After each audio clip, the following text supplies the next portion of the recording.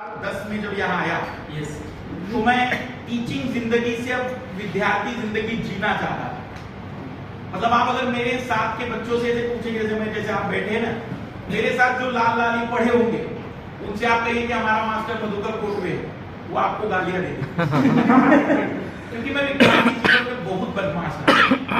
तो वो आपको कहेंगे कि ऐसे मास्टर से पढ़ रहे हो तो उसका कारण है क्योंकि जब मैं विद्यार्थी रहा तो मैं पूरी तरह से विद्यार्थी।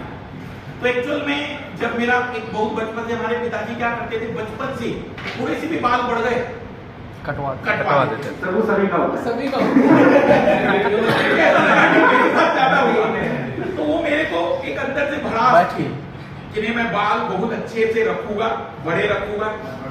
अब जब मैंने बड़े किए तो सबसे बड़ा बेरियर तो मुझे पता था पिताजी का ही है, तो मुझे कहानियां बनाना आती। पिताजी कभी दिल्ली आए, उन्होंने पूछा ये बाल पहले सबसे पहले कटवाने आ जाओ।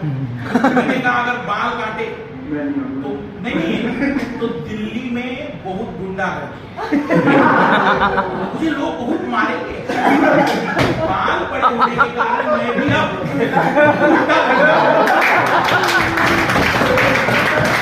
ये सर हम लोग दाढ़ी के लिए देते हैं घर में आर्गुमेंट। दाढ़ी के लिए देते। पिताजी ने क्या कहा, तुम जब तक दिल्ली हो बाल बढ़ाओ तब तक बाल नहीं काटो। हो गया। बस मेरे बाल एक बार पिताजी ने कटवाए तब जब विवाह का कार्यक्रम था तो समाज में कोई भी जब मेरा फोटो देखता था तो कहते देखिए तो सन्यासी बन जाएंगे। तो विवाह में बड़ी समस्या आई मुझे, तो उस कारण से फिर मैंने 1.5 साल के लिए बाल कटवाए। तो जब मैं पहली बार बाल कटवाने के बाद क्लास में गया तो बच्चे खड़े ही नहीं हुए। साढ़े 300 बच्चों का क्लास, मैंने कहा मैं ही मधुकर कोटवे हूं। तो फिर मुझे पुनः उसी वापिस वेशभूषा में आना पड़ा ताकि बच्चे पहचान सके, क्योंकि रियलिटी में बाल बड़ा करने का सबसे बड़ा कारण था मैं बहुत कम आयु में टीचर बना। बड़े मुश्किल से जब मैंने मेडिकल वालों को पढ़ाया तो मेरी उम्र 19 या 20 साल की, बच्चे भी 19-20 साल के, तो वो देखा कि गैप नहीं क्रिएट हो पाता था। फिर मुझे यहाँ पर कुछ लोगों ने सजेशन दिया कि आप बहुत कम एज में यूपीएससी के बच्चों को पढ़ाएंगे तो बच्चे एक्सेप्ट नहीं करेंगे। पर बालों के बड़े होने के कारण फिर जैसे ही मैं 25वें साल में पढ़ाना शुरू कर दिया था मैंने यहाँ पर, तो उस समय फिर कोई अवरोध ही नहीं आया। तो आके एक मेंटालिटी बन गई कि नहीं मास्टर अलग चीज है और अलग है। जैसे मैं भी अगर मान लो इस समय बाल कटो तो कोई इशू नहीं आएगा क्योंकि मेरी उम्र बढ़ गई। लेकिन आप इमेजिन करिए 25 साल का आप में से कोई लाल अभी खड़ा हो जाए तो कई लोग कहेंगे ये क्या हवाबाजी कर रहा है, अभी मैं इसको निपटा के आ जाऊंगा। पर मैं इगोइस्टिक व्यक्ति था, मैंने कहा ऐसे कैसे निपटा दोगे, तो कुछ वेशभूषा में चेंजेस करना पड़ता है ताकि फिर वो साइकोलॉजिकल चेंजेस आते हैं कि नहीं बच्चा एक्सेप्ट करता है। मतलब मैं जब उत्कर्ष में एक बार गया था, 1200 बच्चे थे, पूरा सिनेमा हॉल भरा हुआ था और ये वो बच्चे थे जो 15 वर्षों से किसी टीचिंग लाइन में, मतलब वो सरकारी टीचर थे। कुछ 8वीं से 10वीं को पढ़ाते थे, कुछ 11वीं 12वीं को पढ़ाते थे। और उन्होंने मुझे कॉल किया कि बोले इनकी क्लास में मैं जिस टीचर को भेज रहा हूँ ये उसको भगा दे रहे हैं क्योंकि वो भी टीचर है। तो वो कहते भाई ये क्या पढ़ाएगा, मैं बता देता हूँ इससे ज्यादा तो बढ़िया। तब उन्होंने मुझे कॉल किया कि बोले आपको आना ही पड़ेगा, और क्योंकि वही जानते थे कि मैं सारे सब्जेक्ट पढ़ा दूंगा तो उन्होंने कहा आपको आना है। उस समय मैं जयपुर में क्लास ऑलरेडी 15 दिन से ले रहा था, 10-10 घंटे की, 150 घंटे की क्लास 15 दिन की, और मेरी हालत खराब हो गई थी क्योंकि मेंस के बच्चे थे।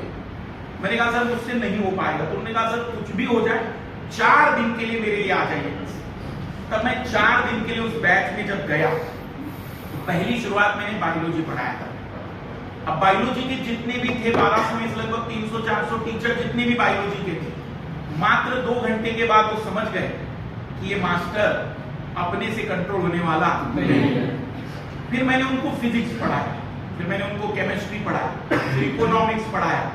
तो जब मेरी चौथे दिन की 8-8 घंटे की क्लास होती थी, 32 घंटे की क्लास में मैंने इतने विषयों को पढ़ाए थे सिलेबस के अकॉर्डिंग। तो जब वो बैच में मैं जा रहा था तो उन बच्चों ने, सभी बच्चों ने एक साथ स्टैंडिंग एविएशन लिया, मतलब कि भाई एक प्रकार से कहा सर टीचर तो हमने बहुत से देखे और हम खुद टीचर हैं।